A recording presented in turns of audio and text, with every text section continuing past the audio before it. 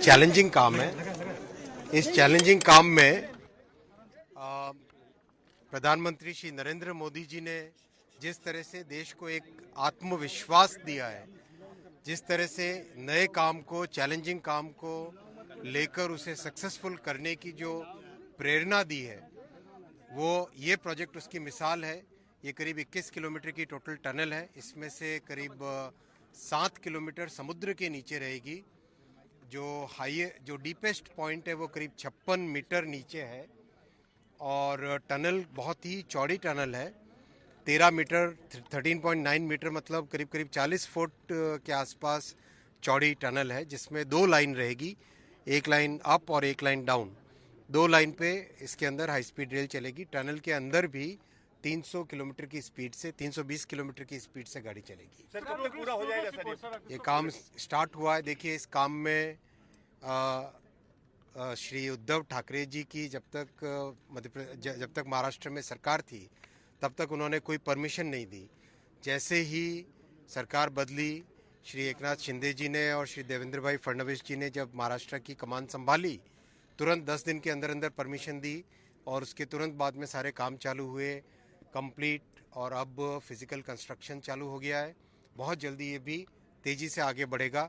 इसको speed up करने के लिए कुछ इनोवेशंस किए गए हैं। जैसे नॉर्मली क्या होता है, जब भी टनल बनाते हैं एक साइड से टीबीएम डालते हैं, ताकि वो जब तक टनल बोरिंग मशीन होती है टीबीएम, और वो फिर दूसरी डायरेक्शन से दूसरे एंड से निकलती है।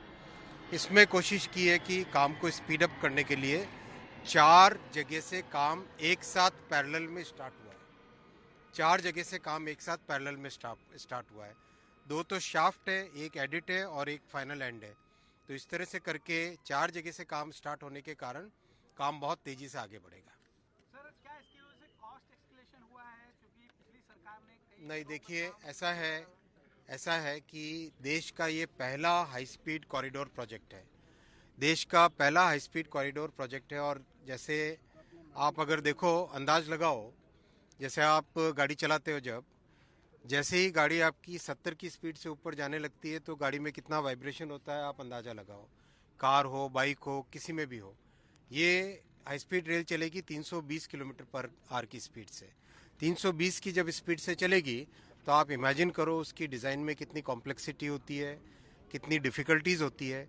तो ये अपना सबसे बड़ा उद्देश्य इस प्रोजेक्ट में है कि इस पूरी टेक्नोलॉजी को समझना, कि किस तरह से इतना कॉम्प्लेक्स प्रोजेक्ट अपने को ठीक टाइम फ्रेम में करना होता है, उसको समझना, उसकी डिज़ाइन की कैपेबिलिटी समझना, क्या इक्विपमेंट यूज़ होंगे, क्या सेंसर्स यूज़ होंगे, किस तरह की कंस्ट्रक्शन मेथोडोलॉजी यूज़ होगी, वो सब समझना और सीखना हमारे लिए सबसे बड़ा लर्निंग एक्सपीरियंस होता है। क्योंकि अपना देश बड़ा देश है, 140 करोड़ की पॉपुलेशन है। कई शहर ऐसे हैं जो 1 करोड़ से ज़्यादा की जनसंख्या के शहर हैं, मेगा सिटीज़ बन रहे हैं। उन सब को एक अच्छा ट्रांसपोर्टेशन, लो कॉस्ट, लो टाइम वाला ट्रांसपोर्टेशन अगर देना है तो अपने को हाई स्पीड कॉरिडोर्स में महारत हासिल करनी पड़ेगी देश को। सबसे पहला रेक कब? उसी पॉइंट ऑफ व्यू से चल रहे हैं और टारगेट अपना लिया हुआ है कि जो पहला सेक्शन इस हाई स्पीड का खुलेगा वो 2026 में खुलेगा बिटवीन सूरत एंड बिलीमोरा, और उसके बाद में एक एक करके सारे सेक्शंस खोलते जाएंगे। कब तक शुरू होने की संभावना है और सुरक्षा के लिहाज से क्या कुछ इंतजाम हुए? खासतौर पे हमने देखा बीते दिनों रेल हादसे हुए, खासतौर पे सुरक्षा के महत्व से मौजूद है। ये समझना चाहेंगे कि सुरक्षा के लिहाज से बहुत विशेष ध्यान रखे गए हैं। आप जानते हो कि जो शिंकानसेन सिस्टम इसमें लग रहा है हाई स्पीड रेल में, शिंकानसेन सिस्टम वर्ल्ड का सबसे सेफेस्ट सिस्टम है। और इसके जो करीब इसका एक्सपीरियंस 1969 से अब तक का एक्सपीरियंस है, यानी करीब 50 साल का एक्सपीरियंस है इस पूरे सिस्टम का। और दुनिया भर में इसकी पहचान है सेफ्टी की और पहचान है इसकी सुरक्षा की। तो इस पूरे सिस्टम को इम्प्लीमेंट करने से देश में एक नई तरह की नॉलेज बेस बनती है। डेडलाइन क्या है? मैंने आपको बताया कि पहला कॉरिडोर खुलने का टारगेट है 2026 जुलाई अगस्त में अपना पहला टारगेट है, पहला सेक्शन का। उसके बाद में एक के बाद एक। देखिए, अगर ठाकरे जी की सरकार जल्दी से परमिशंस दे देती तो ये प्रोजेक्ट अब तक काफ़ी आगे प्रोग्रेस कर गया होता। जैसा आपने गुजरात वाले सेक्शन में देखा है, गुजरात वाला सेक्शन में करीब 284 किलोमीटर्स के ऑलरेडी एलिवेटेड कॉरिडोर जो बन रहा है, पूरा का पूरा वायडक्ट पे बन रहा है, 284 किलोमीटर बन के तैयार हो गया है। इतनी तेज़ी से वहाँ पे काम हुआ है। वही तेज़ी से काम अब महाराष्ट्र वाले सेक्शन में भी हो रहा है।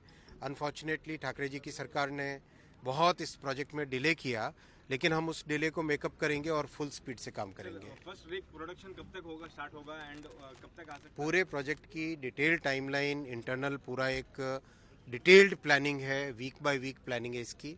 आप देखिए कितनी तेज़ी से प्रोग्रेस होती है। Thank you. एक लास्ट पॉइंट में बोलना चाहूँगा आपको, हाई स्पीड रेल को हमें इकोनॉमिकली कैसे सोचना चाहिए। हाई स्पीड रेल जब हम बात करें तो हमें हाई स्पीड रेल को एक ट्रांसपोर्टेशन प्रोजेक्ट की तरह नहीं सोचना चाहिए।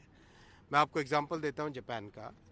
जापान का अगर एग्जांपल दे तो जो पहली हाई स्पीड रेल बनी, पहली उनकी बुलेट ट्रेन बनी जापान में, वो बनी टोक्यो से ओसाका। जब टोक्यो से ओसाका जब नई रेलवे लाइन बनी हाई स्पीड की, इसका मतलब हुआ टोक्यो, नागोया, कोबे, क्योटो और ओसाका, 5 शहर की इकोनॉमी जो 1+1+1+1 अगर 5 होती, उसकी जगह ये 5 से कई गुने ज़्यादा बन जाती है। यानी अगर हम आसान भाषा में बोले तो हाई स्पीड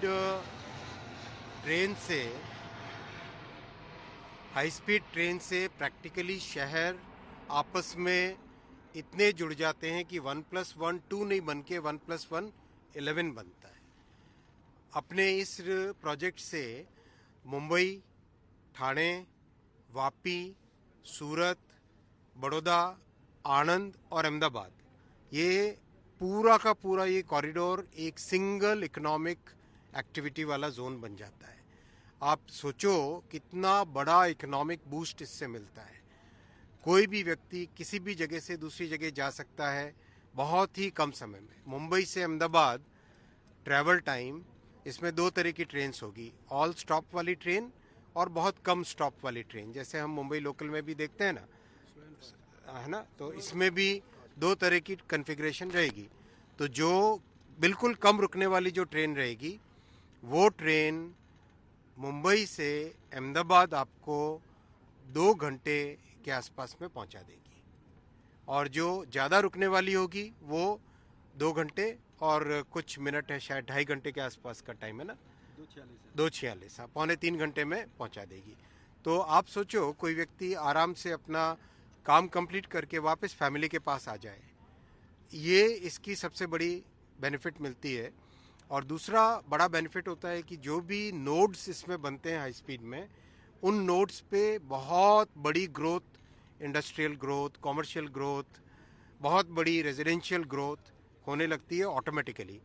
यानी इस प्रोजेक्ट से अहमदाबाद से मुंबई के कॉरिडोर में अगले कम से कम 30-40 वर्षों तक ग्रोथ होती रहेगी।